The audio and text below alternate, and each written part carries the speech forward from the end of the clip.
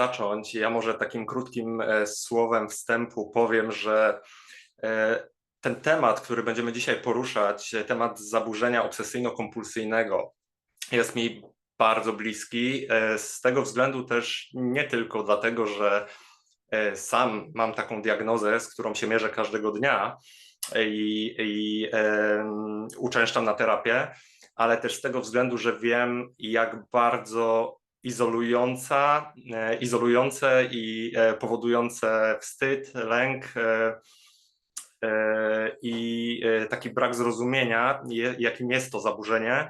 I myślę, że też jednym z celów tego webinaru jest łamanie stereotypów nie tylko na temat tego zaburzenia, ale ogólnie na temat zdrowia psychicznego, żeby przełamać tabu, żeby pokazać innym, że warto sięgać po pomoc i ta pomoc jest dostępna. I nie ma się co wstydzić, żeby mówić głośno o zdrowiu psychicznym. Także tyle słowem wstępu. I chciałbym przedstawić naszego gościa, którym jest dr Barbara Czuba. Cześć Basiu. Cześć, witam, dzień dobry, witam Państwa. Tak, dr Barbara Czuba jest wykładowczynią na Uniwersytecie Rzeszowskim i jest specjalistką w zakresie OCD u dzieci, ale mechanizm terapii jest tak naprawdę taki sam, więc myślę, że możemy tutaj śmiało zacząć. I ja tutaj zacznę od tego, że jest to niesamowita okazja, żeby porozmawiać, bo właśnie trwa Międzynarodowy Tydzień Świadomości OCD, czyli zaburzenia obsesyjno-kompulsyjnego. Tak dla wyjaśnienia, Obsessive Compulsive Disorder, czyli OCD, dlatego taki skrót. I tutaj bardzo ważną informacją też jest to, że średni czas od pierwszych symptomów, które mogą pojawiać się w dzieciństwie, do podjęcia skutecznej terapii to jest 7 do 15 lat. To jest bardzo długo. W moim przypadku to było ponad 20 lat, gdzie na co dzień mierzyłem się z tym. I w końcu w 2023 roku dostałem diagnozę, ale też byłem na tyle świadomy, że zacząłem ze sobą pracować i dojście do zdrowia jest możliwe, ale jak dobrze wiemy, OCD jest zaburzeniem bardzo uciążliwym i no, jest jednym z 10 najbardziej uciążliwych zaburzeń według WHO, według Światowej Organizacji Zdrowia. Także Basiu, myślę, że na początek oddam Ci głos i możemy wyjaśnić, czym w ogóle jest zaburzenie obsesyjno-kompulsyjne.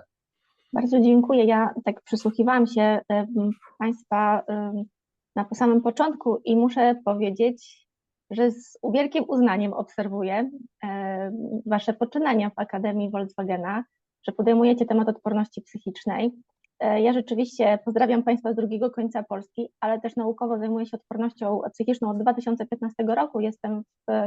Myślę, że wszystkie narzędzia, z których się teraz korzysta, to są narzędzia, w których z dużym zakresem prac wchodziłam i też je realizowałam.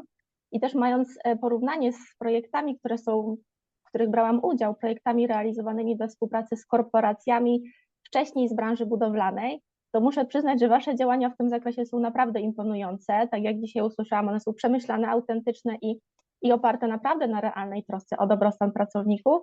A tak na początku, jak Państwo mówiliście, ile jesteście związani z Volkswagenem, ja też jestem związana z Volkswagenem, tylko z tej drugiej strony, od 2013 roku, więc myślę, że trochę wspólnego mamy.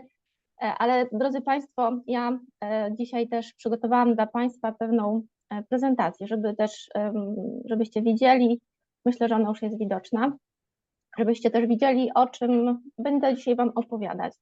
I na początek czasami się nam wydaje, że to OCD to jest rzecz, która, nie chcę Wam wszystkiego pokazywać na początku, że rzadko się zdarza.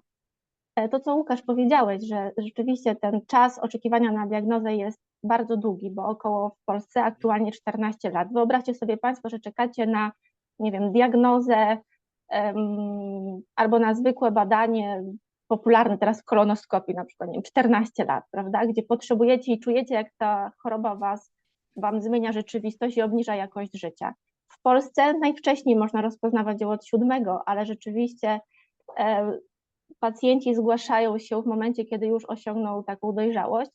I żebyście też Państwo mieli taką świadomość, jak często się ona zdarza, to muszę powiedzieć, że jak dzisiaj widzę, jest około setki uczestników, to statystycznie mamy jedną osobę na 30, która ma zdiagnozowane albo jeszcze nie wie o tym, że ma. I przejawia różnego rodzaju zachowania, czy też pojawiają się w jej głowie myśli, z którymi ona się nie zgadza, ale to są takie myśli, które koniecznie musi zrealizować. Znaczy ja tu przepraszam, Basiu, że ci tutaj się wtrącę w słowo. Jeżeli mówimy już o tych ilościach, w sensie jak dużej części populacji ta choroba, to zaburzenie dotyka, to według aktualnych statystyk z Międzynarodowej Fundacji OCD, czyli IOCDF, jest to od 2,3 do 3% populacji i są to przypadki zdiagnozowane. Wiemy dobrze, że przypadków niezdiagnozowanych jest dużo, dużo więcej. Także te 240 milionów ludzi zdiagnozowanych na świecie to jest tylko taka garstka. I tutaj myślę, że warto się też nad tym pochylić, bo w tak dużej korporacji, jaką jest Volkswagen, możemy bardzo często nie zauważyć pewnych symptomów, które powinny nas zaniepokoić, albo chociaż zastanowić się, co się dzieje u kolegi, koleżanki, czy u jego dzieci. I też pracownicy, którzy u nas pracują, mają dzieci, rodziny i też czasami bardzo łatwo jest ocenić, a warto się zastanowić, co ktoś może przeżywać gdzieś tam w środku. To prawda, najważniejsze w OCD jest to, że go nie widać. To jest najtrudniejsze. To zaburzenie, które bardzo często ukrywa się pod różnymi maskami perfekcjonizmu, odpowiedzialności, takiej dużej dbałości o szczegóły. Człowiek może wyglądać na bardzo zorganizowanego, może być też bardzo skuteczny, ale tak naprawdę w środku toczy ogromną, codzienną walkę z umysłem. I żebyście też Państwo odczuli trochę, jak myśli i jak czuje taka osoba, to sobie wyobraźcie. Chciałabym Was zaprosić do krótkiego eksperymentu. Kto ma przestrzeń i możliwość, to chciałabym, żebyście się wczuli w tą sytuację. To nie martwcie się, nic trudnego. Wyobraźcie sobie, że wychodzicie z domu, zamykacie drzwi. Macie ważne spotkanie, więc jesteście w pośpiechu, idziecie w stronę samochodu, ale nagle w głowie pojawia się myśl. A co jeśli nie zamknęłam drzwi? Znajome? No dobra, nie pytam. Wracacie, sprawdzacie, słyszycie, klamka zamknięta, drzwi zamknięte, możecie iść dalej, idziecie. Ale po kilku krokach znowu jest myśl. A może mi się wydawało, że ja zamknąłem te drzwi, a może jednak nie kliknęło, a jeżeli nie zamknęłam tych drzwi, więc wracacie jeszcze raz. I tak za trzecim, czwartym, piątym razem sprawdzacie i już zaczynacie rozumieć, że to jest nieracjonalne, ale nie możecie przestać. Bo jeśli nie sprawdzicie, to napięcie w waszym ciele rośnie, to serce przyspiesza, dłonie się pocą, głowa mówi, no nie wytrzymam, muszę się upewnić. No i to jest właśnie moment, kiedy ten perfekcjonizm przestaje już być celem, a zaczyna być takim mechanizmem przetrwania. I to właśnie dlatego mówimy, że OCD to nie jest dziwny nawyk. To tak naprawdę jest zaburzenie lękowe, które bardzo często nazywamy chorobą wątpliwości. Kolejny quiz dla Państwa. W czym oni są podobni? Nie wiem, czy wszystkich widać. Może znacie kogoś znajomego. Znacie te twarze? Myślę, że spokojnie tak. Drodzy Państwo, widzicie osoby ze świata kultury, nauki, biznesu, ale też ze świata rozrywki. To są osoby, które łączy jedno. Wszyscy mają zaburzenie obsesyjno-kompulsyjne OCD. I o ile na początku odczuwali bardzo taki duży dyskomfort w związku z tym, bo na przykład David Beckham, tak mi się tutaj na niego zobaczyłam. Słuchajcie, on w swoim wywiadzie on ma bardzo silną potrzebę symetrii i porządku i bardzo często podkreślał, że on musi mieć rzeczy w parze, że jeśli ma na przykład 3 puszki picia, to jedną chował, żeby była para. I jego żona na przykład twierdziła, że on wszystko musi mieć równo i że OCD to w ogóle jest część naszego życia. Twierdził, że jeżeli tego nie zrobi, to nie zazna spokoju. To jest, słuchajcie, łączy wszystkie historie tych osób, to, że to są osoby, którym OCD spowodowało, że ciągle żyją w wielkim napięciu i wielkiej niepewności. No myślę, że jak tak ciągle żyjemy w takim napięciu, niepewności i ciągle w tak zwanej bramce startowej, to można się wypalić. Można czuć się naprawdę zmęczonym. Ja myślę, że tutaj jest bardzo dobrym takie zdanie, które często się słyszy, zwłaszcza w społeczności OCD, że tak jak powiedziałaś, zaburzenie obsesyjno-kompulsyjne to jest zaburzenie niepewności i to jest zaburzenie, które sprawia, że wątpisz we wszystko. Tak naprawdę, i to jest zaburzenie, które torturuje, bo to, co się dzieje w głowie, jest bardzo często nie do opisania. Lęk jest tak wysoki, że jak ktoś może pomyśleć, że on chce tylko ułożyć coś równo, tak? Ale lęk jest tak wysoki, napięcie jest tak wysokie, że wykonujemy tą kompulsję, czyli tą czynność, żeby było w sam raz, żeby to, co chcemy zrobić, dało nam takie poczucie, że jest idealnie, jest ok. Doszedłem do wniosku gdzieś tam w głowie, że wszystko jest w porządku. Tylko myślę, że tu już trochę wyprzedziłem, ale to za chwilę będziesz mogła, Basiu, wytłumaczyć. Ale w ten sposób nasz mózg się uczy, że takimi zachowaniami, powtarzalnością uzyskujemy pewność stuprocentową, której nie da rady się uzyskać na co dzień, bo w życiu niepewność jest tak naprawdę wszędzie. I myślę, że pewnie wszyscy by byli zaskoczeni, gdyby teraz w nas uderzył meteoryt i byśmy mogli się pożegnać, ale to też jest prawdopodobne. Tylko że OCD, zaburzenie obsesyjno-kompulsyjne sprawia, że ten 1 promil prawdopodobieństwa staje się bardzo realny dla osoby, która ma to zaburzenie. Tak, i ten 1 promil zaczyna urastać do naprawdę wielkiej rangi, takiej rangi wręcz paraliżującej. Żeby też trochę Państwu wyjaśnić, na czym polega sam mechanizm tych obsesji, czyli takich myśli nawracających, te myśli mają specjalną nazwę. To są myśli, które są sprzeczne z naszymi wartościami. Te osoby wiedzą, że czują, tak, że robię coś, co w tym momencie czasami bywa niepotrzebne, ale ja muszę to zrobić, bo zdarzy się najgorsza rzecz na świecie dla mnie.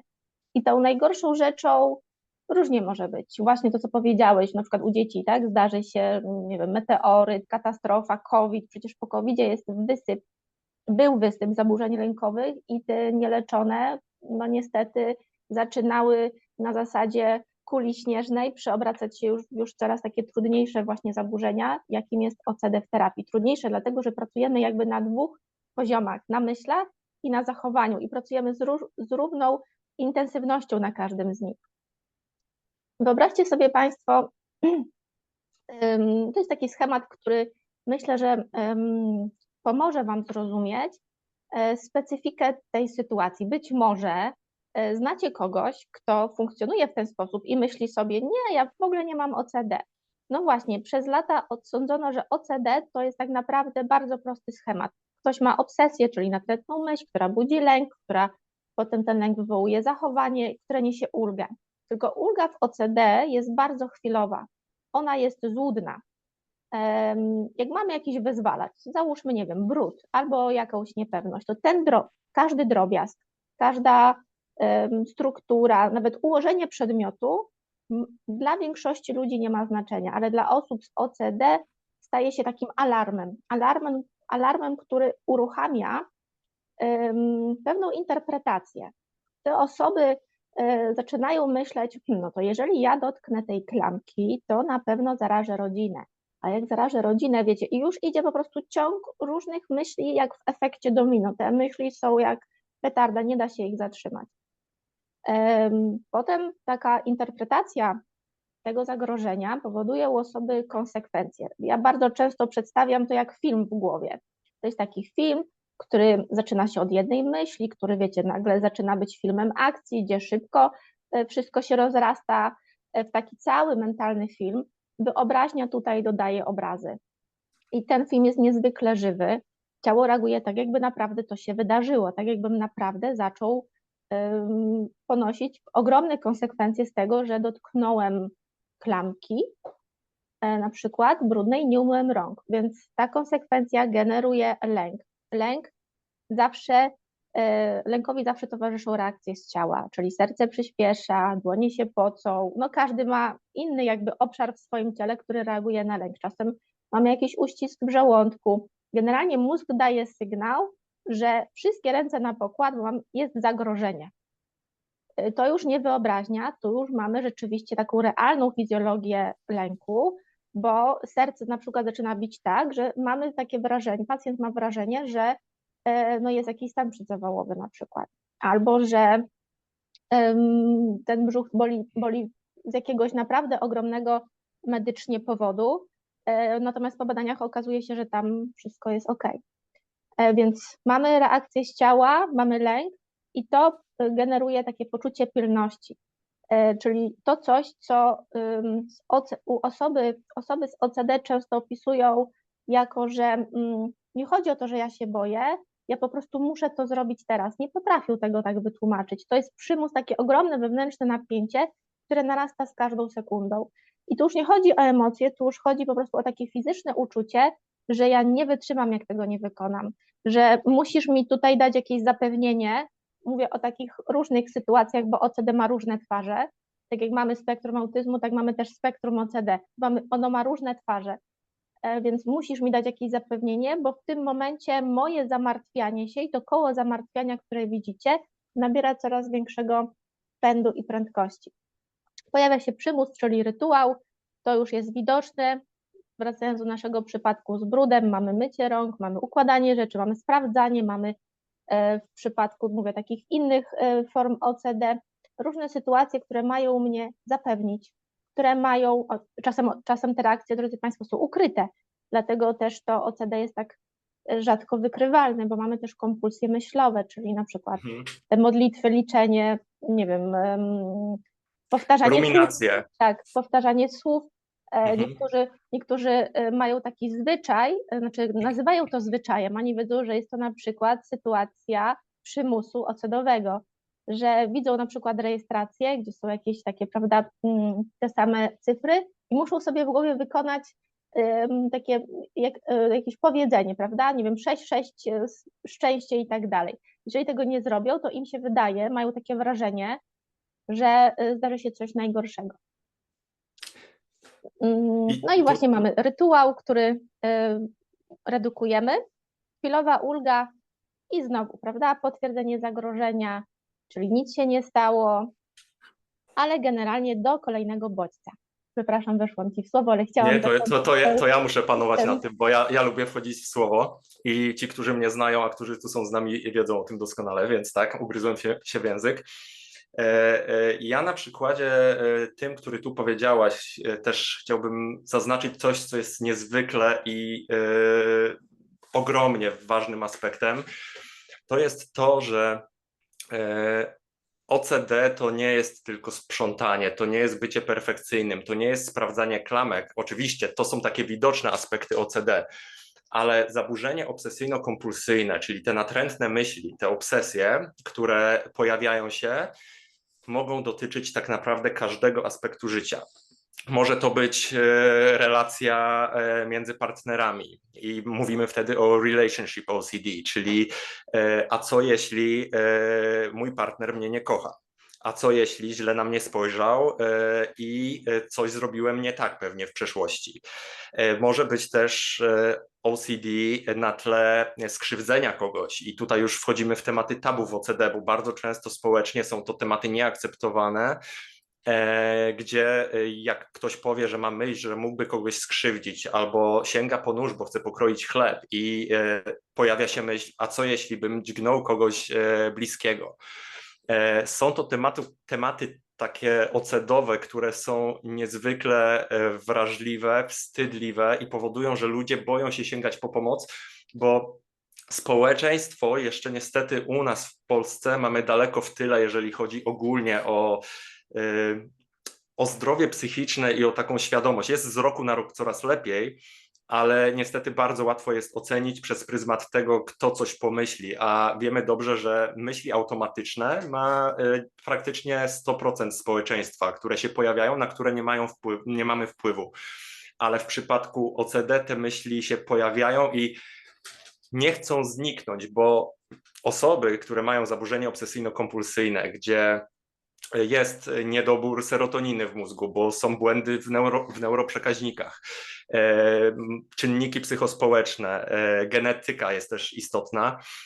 Jest to bardzo skomplikowane zaburzenie i te natrętne myśli, które wpadają, ja tu powiem na takim przykładzie, który bardzo lubię, to są takie okienka w Windowsie, które wyskakują i za cholerę nie można, przepraszam za wyrażenie, nie można ich zamknąć. One po prostu tam są i my próbujemy zrobić wszystko, żeby je zamknąć, a im bardziej je chcemy zamknąć, tym więcej ich się pojawia. I tutaj najważniejszym aspektem, żeby zrozumieć, czym jest OCD, w sensie, żeby nie oceniać osób z tym zaburzeniem, to jest to, że mówimy o myślach, które są myślami natrętnymi, niechcianymi. Osoby z OCD nie chcą mieć tych myśli. One uderzają w nasze wartości, w to, co jest dla nas ważne i my jesteśmy przerażeni, że takie myśli się w ogóle pojawiają. To są myśli egodystoniczne, czyli sprzeczne z naszymi wartościami. W przeciwieństwie do psychopaty, który na przykład ma myśl, że chce kogoś zabić i po prostu mu to sprawia przyjemność. Osobom z zaburzeniem obsesyjno-kompulsyjnym nic nie sprawia przyjemności, to nie ma w sensie nic związanego z OCD. To jest zaburzenie, które torturuje i które sprawia, że idzie zwątpić naprawdę we wszystko i myślę, że to jest ważne, żeby społecznie zrozumieć, z czym zmagają się takie osoby, gdzie mają myśli, które powodują ogromny dyskomfort. Ja myślę, że to, co jest tutaj istotne, to odniosę się do tego, co powiedziałeś o zdrowiu, że zdrowie psychiczne to tak naprawdę jest jeden z elementów składowych czegoś, co my ogólnie nazywamy zdrowiem. Bo zgodnie z definicją Światowej Organizacji Zdrowia, zdrowie to jest całokształt mojego fizycznego, psychicznego i społecznego zdrowia, czy też takiego dobrostanu. Myślę, że to, co przynajmniej ja wiem i to, co mówi też nauka, że osoby z OCD porównywać do socjopaty to są dwa różne bieguny, bo socjopata, czyli w ogóle osobowość antyspołeczna, typu wiadomo, seryjni mordercy, ale też narcyz. Osobowość narcystyczna łączy je jedno, nie ma empatii. Narcyzm nie będzie współczuł, on ma dużą trudność ze współczuciem, natomiast osoby z OCD, one współczują zanadto, mamy tutaj taką nadaktywność wręcz w empatii, bo tak jak wspomniałeś, w ROCD, czyli tym relacyjnym, jest czasami pojawiają się takie myśli, że jeżeli że mogłem kogoś zranić, prawda, że czy spojrzeniem, albo właśnie tym, że nie spojrzałem, powiedziałem, albo właśnie nie powiedziałem, że mogłem kogoś zranić, więc to jest taka nadaktywność, bym powiedziała raczej w empatii i to ogromnie różni te dwie jednostki, powiedzmy, kliniczne. I no tak, odniosłeś się do perfekcjonizmu. Dokładnie często OCD bywa mylone, przepraszam, z perfekcjonizmem, czyli z taką dbałością o szczegóły, zrobieniem wszystkiego należycie, nie reagowaniem na błędy, w sensie niedopuszczaniem do świadomości tego błędu. W organizacji to myślę, to brzmi dobrze, aż do momentu, kiedy ta dokładność zaczyna szkodzić.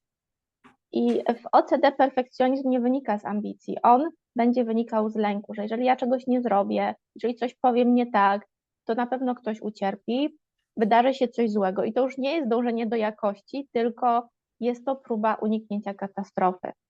Więc osoba z OCD nie myśli, zrobię to idealnie, bo chcę, tylko osoba z OCD myśli, muszę to poprawić, bo jeżeli nie, to coś się stanie.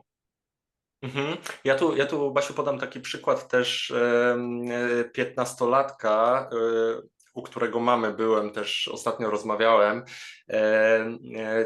To jest uczeń szkoły średniej, który w zeszycie potrafił kreślić, potrafi nadal kreślić po 100 razy jedno i to samo zdanie i je przepisywać w kółko, byleby mieć pewność, że zrobił to poprawnie, tak jak rzeczywiście OCD mu podpowiadało, że jest to w końcu dobrze, ale nigdy w końcu nie będzie dobrze, bo OCD, zaburzenie obsesyjno-kompulsyjne, nigdy nie ma dosyć i ta 100% pewność za chwilę się przeistacza w taką 99% pewność i powstaje to błędne koło, czyli natrętna myśl, silne poczucie lęku to ten przymus zrobienia kompulsji, wykonania jakiejś czynności, czy to fizycznej, czy mentalnej w głowie, dojścia do czegoś, jakiegoś rozwiązania, poszukania tego w głowie, jest tak silny, że naprawdę wytrzymanie sekundę, dwie lub minutę czasami graniczy z cudem.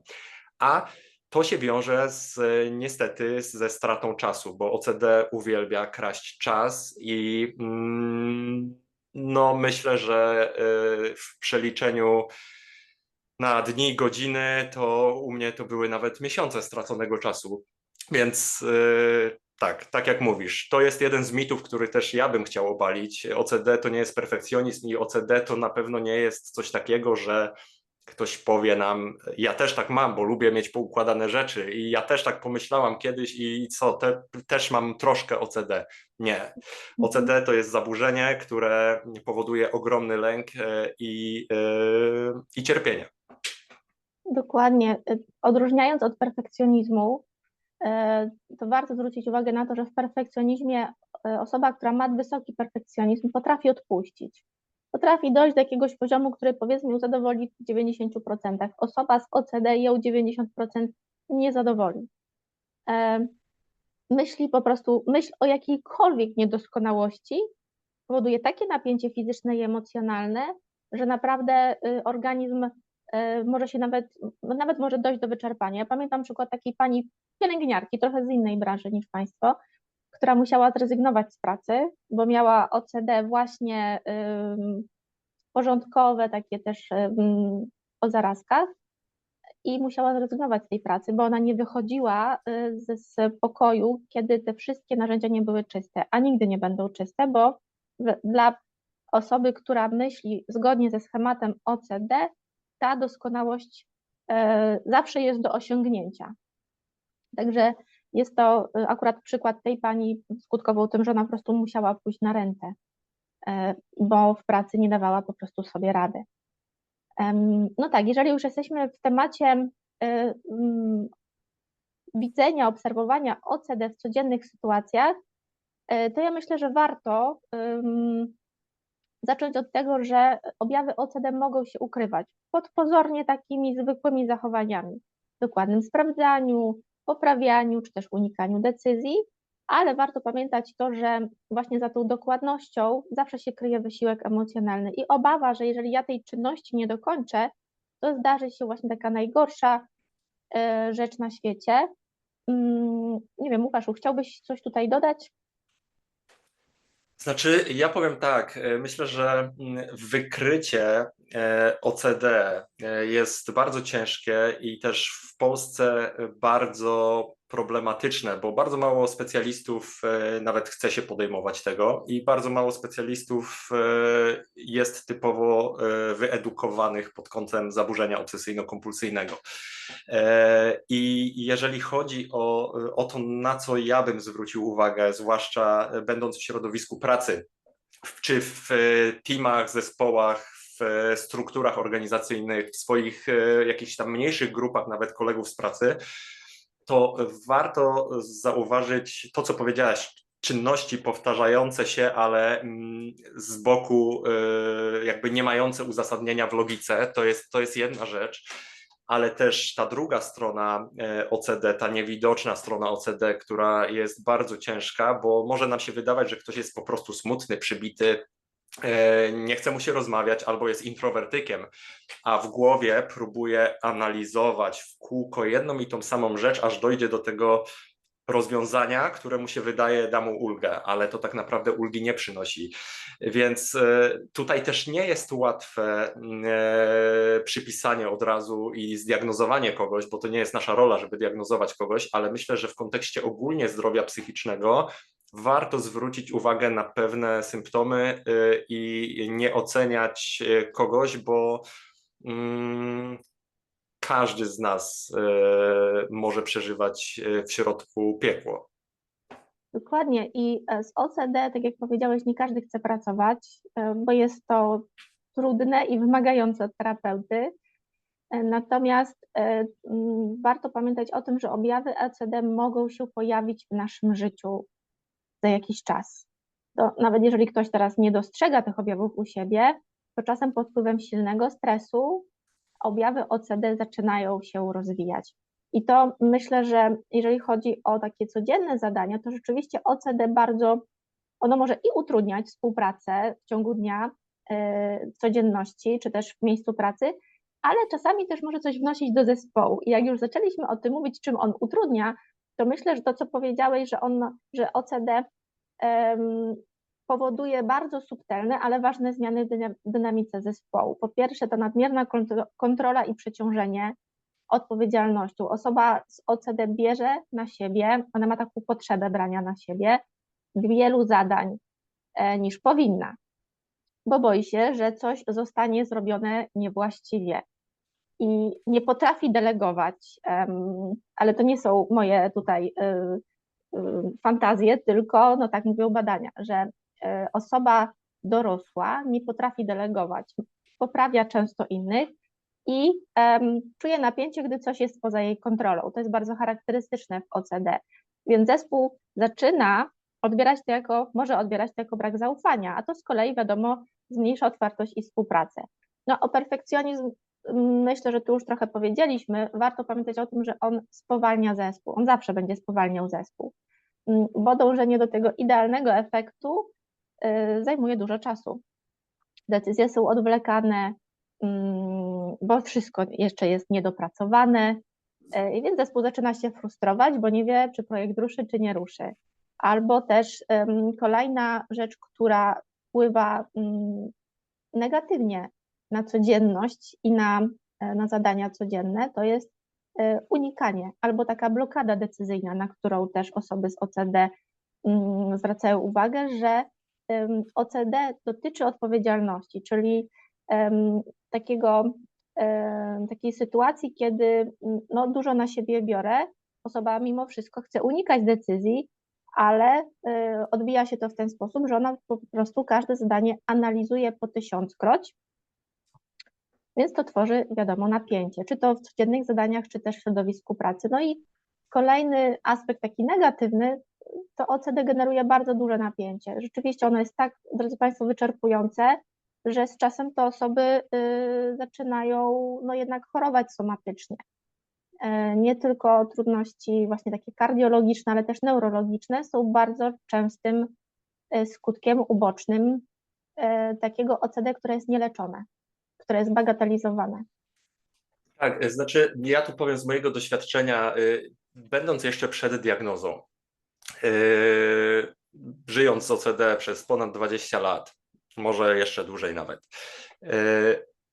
ta choroba, to zaburzenie tak naprawdę powoduje tak duży wstyd i strach przed byciem ocenianym i sięgnięciem po pomoc, pójście na terapię, porozmawianie ze znajomymi, z przyjaciółmi, że takie osoby bardzo łatwo potrafią się maskować i bardzo łatwo potrafią udawać, że wszystko jest ok, a tak naprawdę w środku nic nie jest ok. W głowie się dzieją straszne rzeczy i Ej, co robicie? Ringo! Rozmawiamy sobie. I ja tutaj powiem szczerze, że po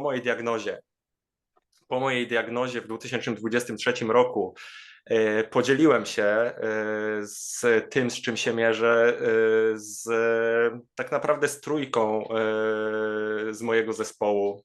Oni pewnie wiedzą, o kim mowa.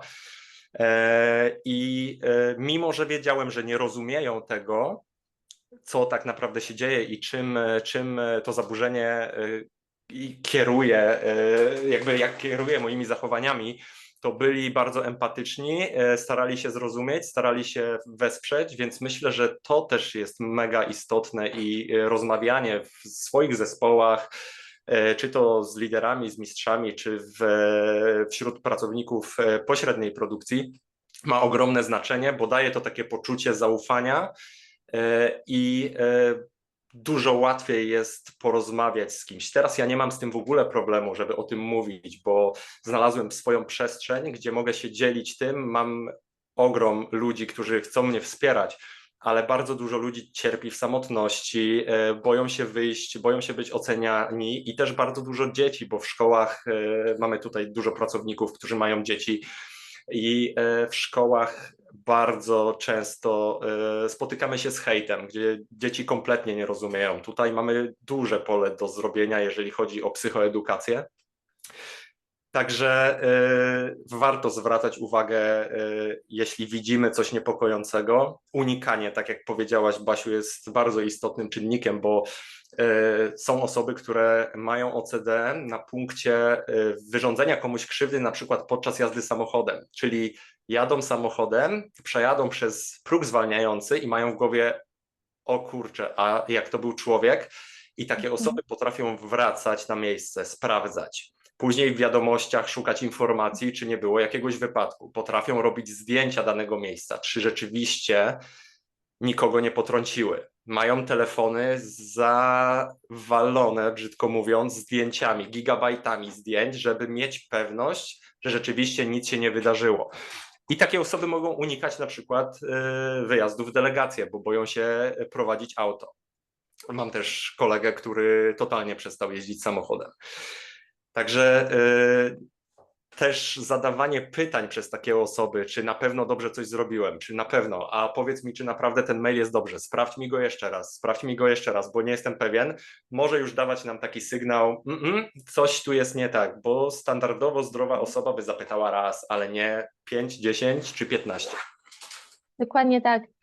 To zapewnianie, takie poczucie i potrzeba bycia zapewnionym, to jest pierwsza taka czerwona flaga, która powinna się pojawić, takie żółte światło, które powinno zostać skierowane chociażby na zasadzie: dobra, idź do terapeuty, porozmawiaj, sprawdź, że nie masz tego OCD dla właśnie swojego zdrowia psychicznego, ale też cieszę się, że to, co powiedziałeś, relacje, bo okazuje się, drodzy Państwo, że relacje w pracy są jednym z najważniejszych czynników ochrony zdrowia psychicznego.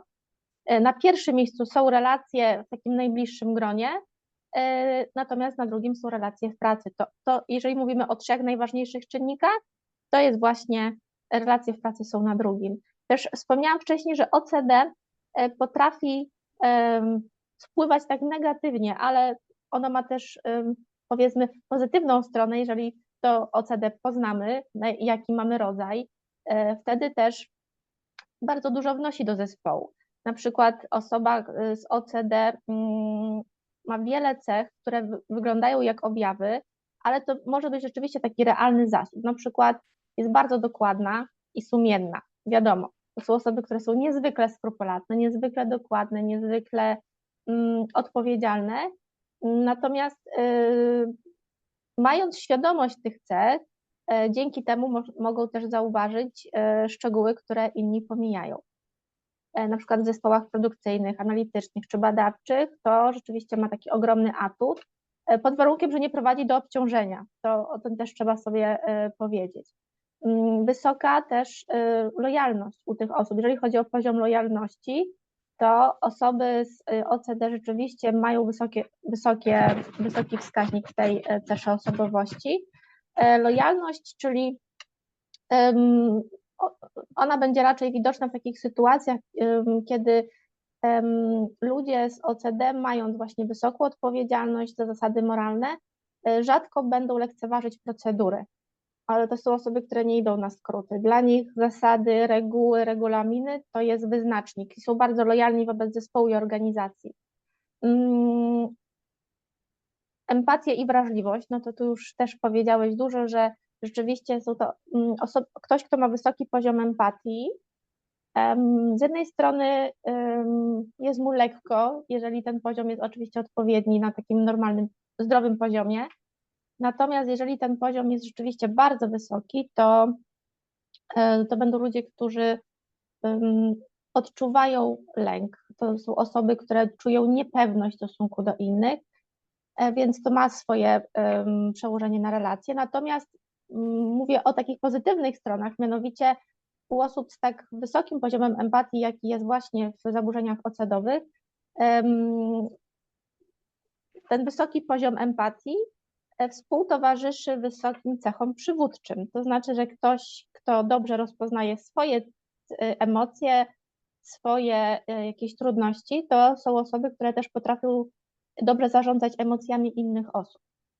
Więc myślę, że dla zespołów i dla relacji to ma duże znaczenie. znaki ostrzegawcze, które już trochę zaczęliśmy wymieniać przed chwilką. Powiedziałeś, że właśnie to takie dopytywanie, zapewnienia, które się pojawiają, to myślę, że to jest taki sygnał, który już no, widoczny jest jako pierwszy. Sygnałem tutaj nie jest ilość zadań, ale ten poziom napięcia, który temu towarzyszy. Taka też sztywność, utrata równowagi, jeżeli tych zapewnień na przykład nie ma. I kiedy sygnały ostrzegawcze przeszkadzają. Trzeba pamiętać też o tym, że one są bardzo subtelne, czyli to nadmierne sprawdzanie, taka trudność na przykład w zakończeniu zadania, że tylko jeszcze, wiesz, muszę coś sprawdzić, zaraz zakończę, unikanie podjęcia decyzji. To jest taki sygnał dość widoczny. Ja tu, Basiu, może podam taki dosyć drastyczny przykład, ale z mojego podwórka akurat ta sytuacja zapadła mi bardzo w pamięci i ogromnie się cieszę, że podjąłem się terapii i zauważyłem, że warto nad sobą pracować, bo miałem sytuację, gdzie mój syn poprosił mnie, żebym się z nim pobawił, a ja czułem silne poczucie, że muszę rozwiązać pewien problem w głowie, muszę dojść do tego i powiedziałem mu za chwilę się z tobą pobawię, tylko że ta chwila minęła ponad godzinę później. Godzinę potrafiłem dochodzić do tego właściwego uczucia, które tak naprawdę było tylko napędzeniem mojego OCD, bo przy kolejnej takiej samej sytuacji i natrętnej myśli, która wpada do głowy, mózg mi mówi, ostatnio godzinę myślałeś i miałeś tą chwilową ulgę, to zrób to jeszcze raz, tylko kolejnym razem zrobisz to godzinę i 10 minut, półtorej godziny, 2 godziny. Bardzo często OCD potrafiło mi kraść w ciągu dnia nawet 6 do 8 godzin dziennie, nie? Więc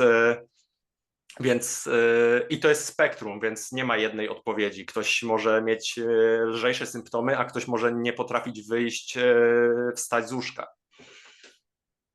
Tak, ale łączy je jedno, że towarzyszy im bardzo wysokie napięcie i wyczerpanie. I też duży taki spadek zaufania do innych. Nie tylko do siebie, ale też do innych. Więc tak jak wspomniałam, ta choroba wątpliwości, ona jest bardzo subtelna, ale tak potrafi się rozplenić na bardzo wiele aspektów naszego życia.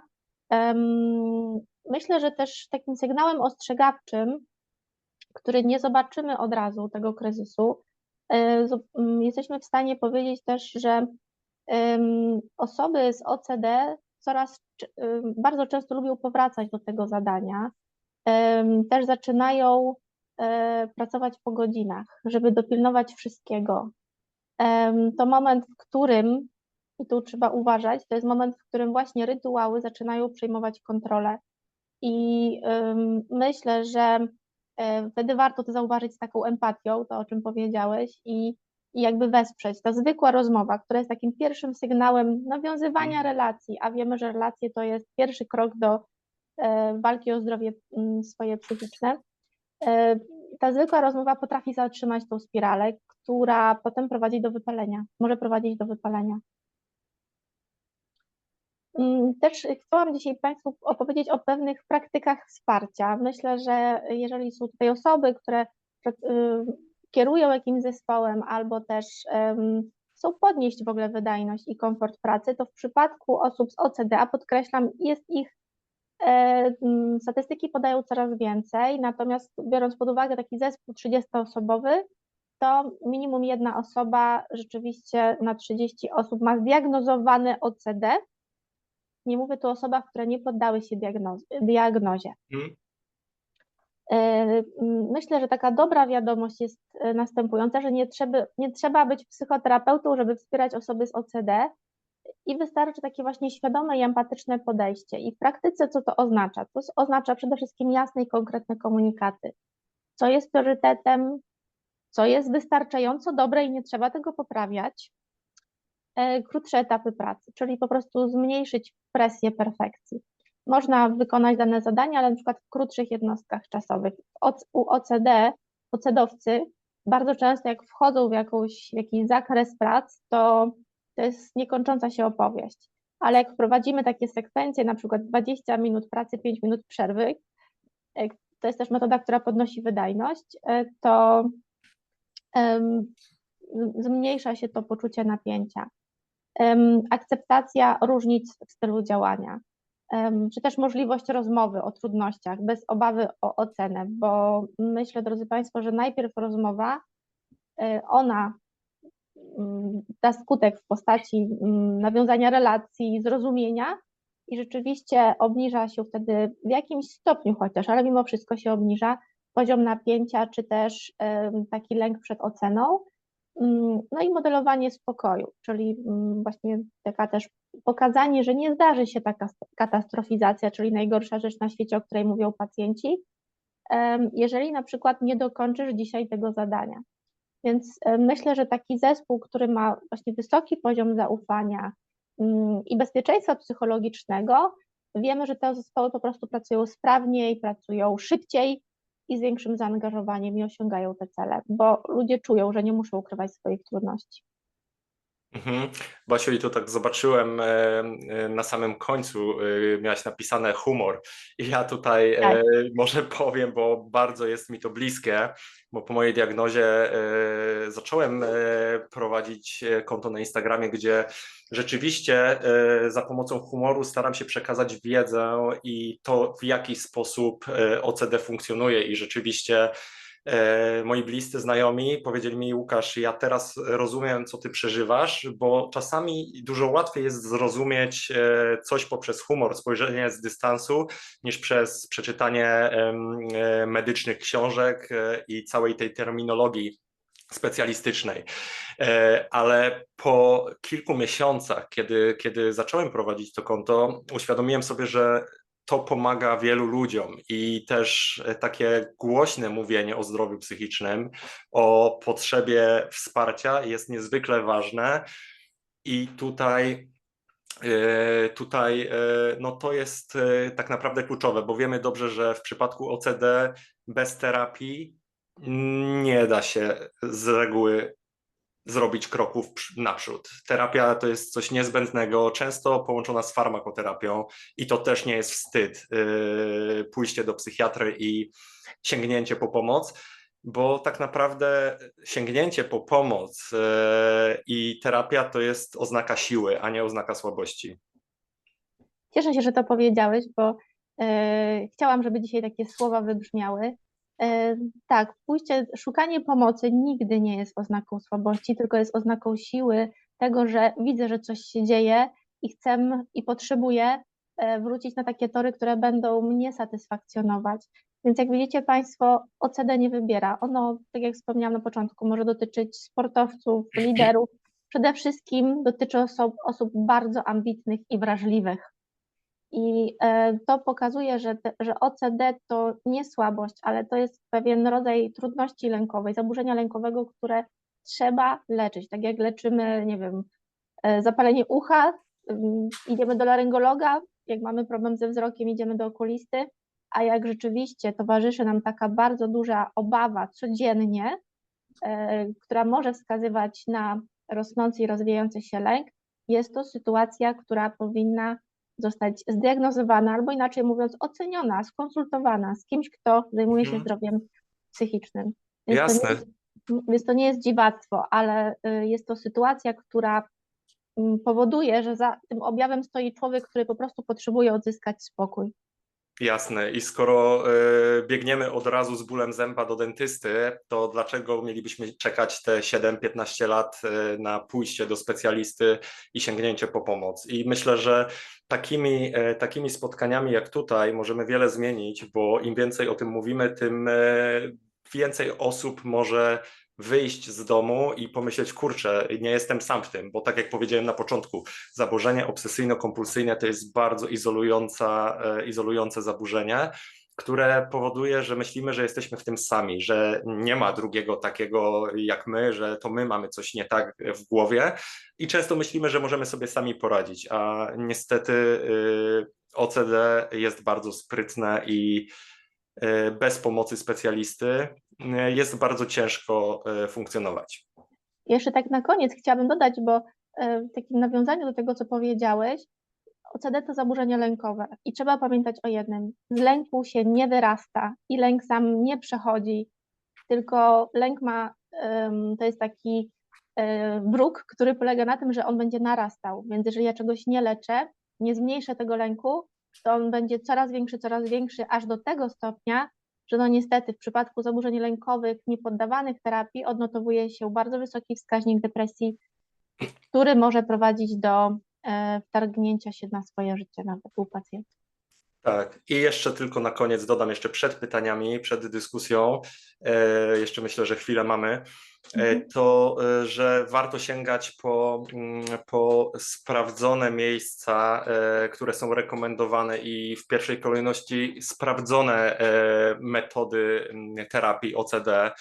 I tutaj myślę, żeby jakby podać źródło, gdzie można sięgać, to jest strona Międzynarodowej Fundacji iocdf.org.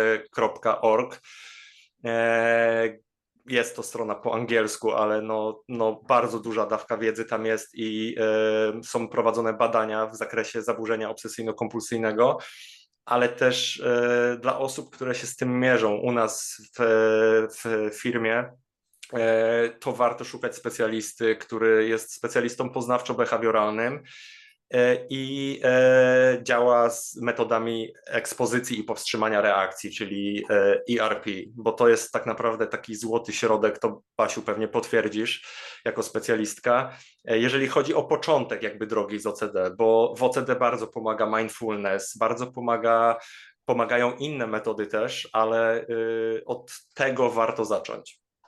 Tak, technika uważności jest jedną z technik, którą wprowadzamy w trakcie trwania ekspozycji, po to, żeby albo zmniejszyć poziom lęku. Co więcej, oprócz terapii poznawczo-behawioralnej, która po pierwsze jest terapią naukową udowodnioną, ona ma solidne podstawy naukowe, my tutaj rzeczywiście pracujemy na ekspozycji, powstrzymując reakcję. Jeżeli w przypadku niektórych rodzajów OCD, jak na przykład relacyjnym, powinno się równolegle czy też z czasem terapii indywidualnej wprowadzić jeszcze terapię systemową, czyli terapię systemu rodzinnego, w którym jest osoba potrzebująca takiego wsparcia. Nie bez powodu mówię terapia systemowa, bo czasami, przynajmniej pacjenci, z którymi ja się spotkałam, czy też psycholodzy, którymi też opiekuję się i mają swoich pacjentów, bardzo często mówią, że właśnie pacjenci wybierają drogi na skróty, na przykład ustawienia hellingerowskie, które absolutnie nie mają żadnego powiązania z nauką, czy też jakieś inne sytuacje coachingowe, które nie mają, coaching nie jest terapią, która ma na celu wyleczyć zaburzenia, on wpływa na inne aspekty naszego życia i rzeczywiście jest skuteczny w tych innych aspektach, natomiast nie w sytuacji zaburzenia obsesyjno-kompulsyjnego. Tutaj mamy dwa protokoły lecznicze, właśnie poznawczo-behawioralny, terapia systemowa, która jest zalecana jako kontynuacja terapii indywidualnej CBT. Jasne.